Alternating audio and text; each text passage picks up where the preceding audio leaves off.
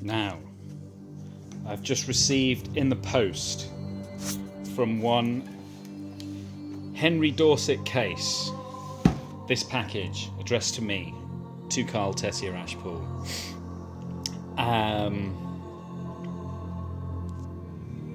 Apparently, Case is not hanging out in the sprawl anymore, or the Chatsubo. He is actually from Dublin, so let's just find out what's actually inside. What's inside this package? I assume it's going to be some sort of hot Hitachi RAM, like 1 megabyte maybe.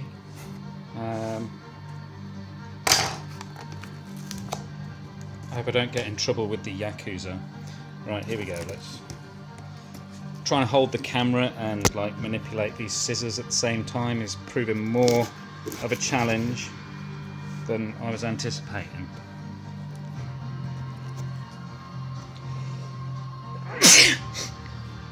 This is the most professional video you've ever seen on YouTube, so dislike and unsubscribe. Right, what have we got here? We've got a... How the hell does this actually attach? Oh, I see.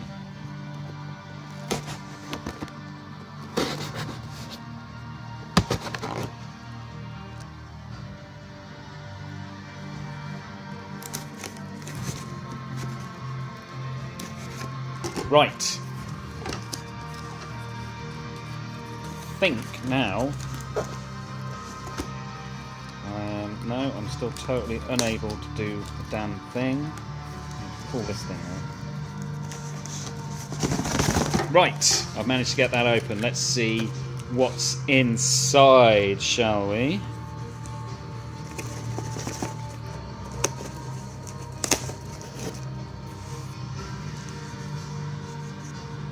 A red envelope.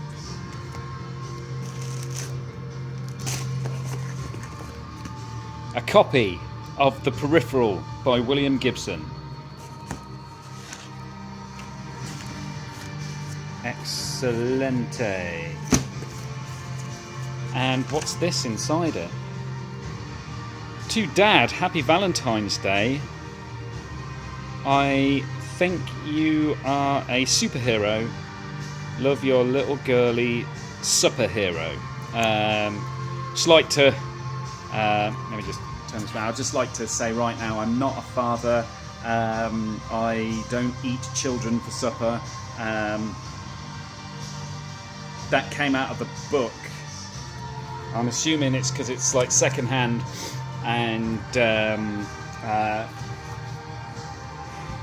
this heartless, callous dad left the bookmark in, which his daughter made for him. So there's that. What else have we got in here though? Hold your... what is it they say? Stop the grin and drop your linen, because we have here a t-shirt.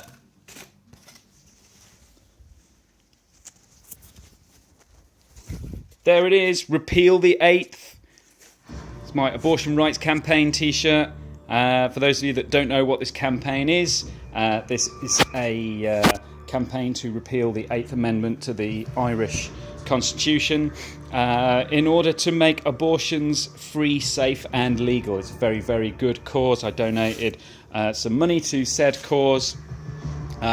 You all should go and donate money to this cause as well, because anyone that doesn't think that women should have the rights to free, safe and legal abortion is a regressive fool. So yeah, go and... I mean, yeah, Ireland, sort this out, because what the hell, man? It's like, it's nearly 2017, and it can't run, you know, it can't run. I've got a letter here as well. Probably not going to read out the contents of said letter. Let's find out what Henry Dorsett Case has to say.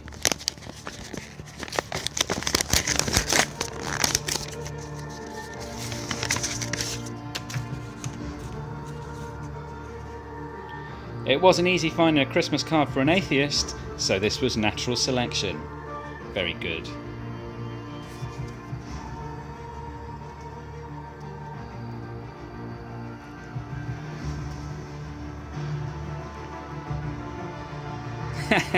This card and the contents of this box are an attempt to destroy your ascetic lifestyle with stuff. You need more stuff. Get stuff.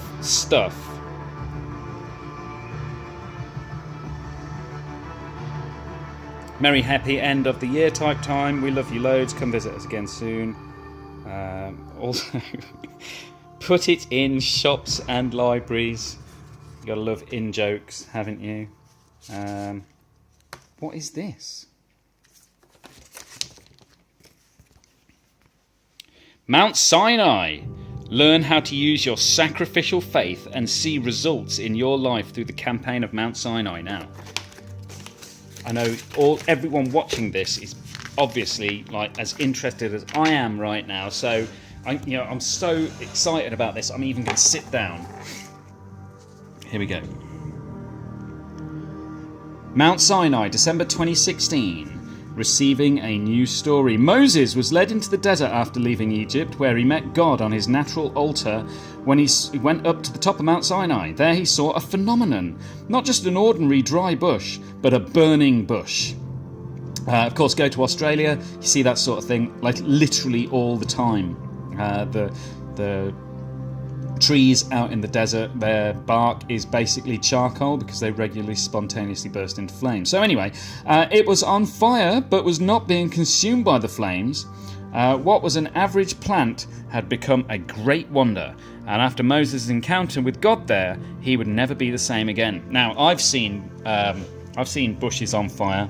They can burn for quite a long time. It didn't mean I saw God there, but hey, whatever. Moses went up to Mount Sinai as just a man, but he came down as a great leader. Well, a leader of what? Burning bushes? The sacrificial climb bore fruits for Israel, giving birth to a nation.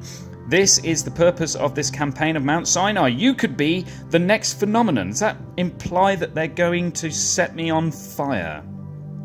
Your life could be a great wonder, just as it become for these two people who learnt they used their sacrificial faith to achieve the life that they wanted. Well, you know what? I've got a pretty good life, to be fair. I quite enjoy my life right now. Let's get rid of some of that horrible glare. What I have now reflects what has gone on the altar.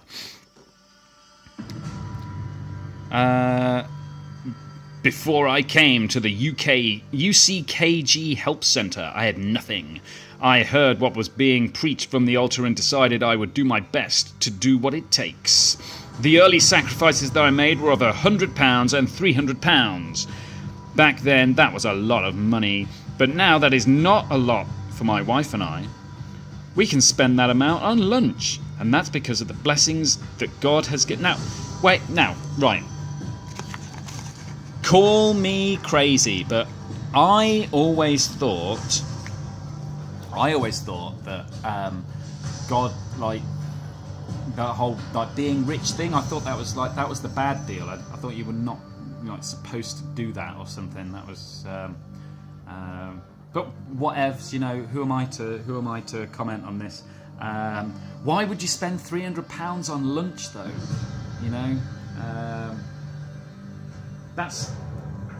That'd get you about 250 pizzas from Pizza Hut though, and I can highly recommend Pizza Hut down the Humber Road in Coventry. £3.50 for a 9-inch pizza, and they cater to vegans as well. It's a good place. Go there. £3.50, not £300. So if you're atheist and God isn't giving you £300 lunch money, then Pizza Hut down the Humber Road. That's where you want to go. Right. Anyway, let's get back to this. Where are we here? That's because of the blessings God has given us. Blah blah blah blah. I climbed Mount Sinai, and God blessed all areas of my life.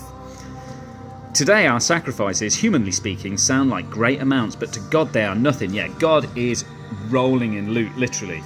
He's like, pretty sure his album went platinum or something, and he's all about that money. I am an entrepreneur, really. My wife and I have various businesses, and everywhere we go, we get the best. When the opportunity to sacrifice arises, I do it, and God has resolved many of our problems. What sorts of sacrifice are we talking about? Blood sacrifice here? So you get the opportunity to... Oh, sorry, it doesn't even say sacrifice. It says sack of rice. Sack of rice. Does that mean they give like a bag of basmati or something away? Sack of rice. Yeah, man, I need a sack of rice.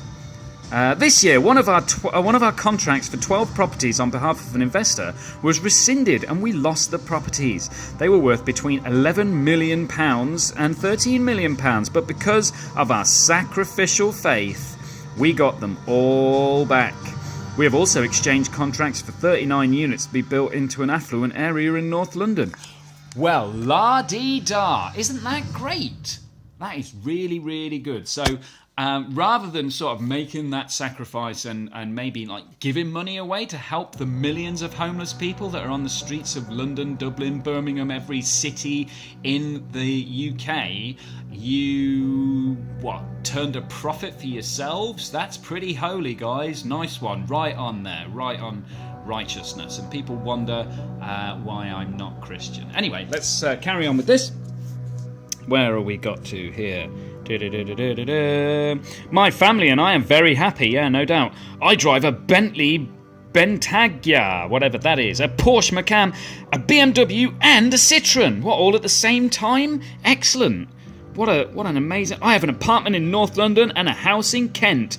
What I have now reflects what has gone on the altar. From Effie and Tomby, unpronounceable surname, Ekobamian. So, why are you telling me this? None of this stuff interests me. So what are you saying? I climb Mount Sinai and I turn into, everything I despise. Yeah, no, that's... Anyway, let's read this woman's story. What's her name? She looks reasonably attractive. She's, nice makeup, I guess. I like the little ringlets in her hair as well. Very, very nice.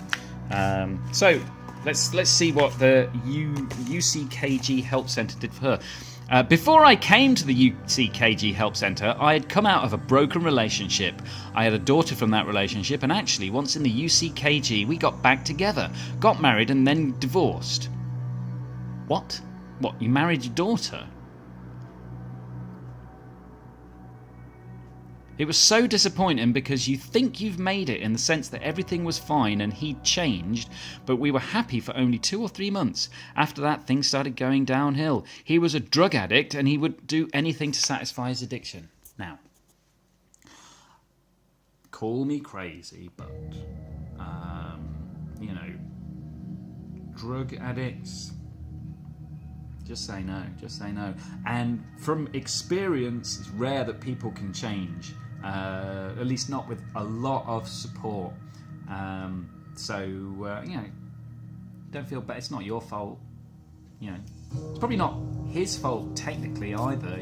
I think if you spend your whole life pointing the finger of blame at people, then but whatever. Anyway, let's get back to this story. In the help centre. See if I can refocus this. In the help centre, I went up to Mount Sinai and participated in 2 campaigns for my love life. I told God that I wanted His will to be done. I wanted to be complete and for my daughter to have a united family. So what? You can't be complete unless you have a husband? That's kind of sad, man?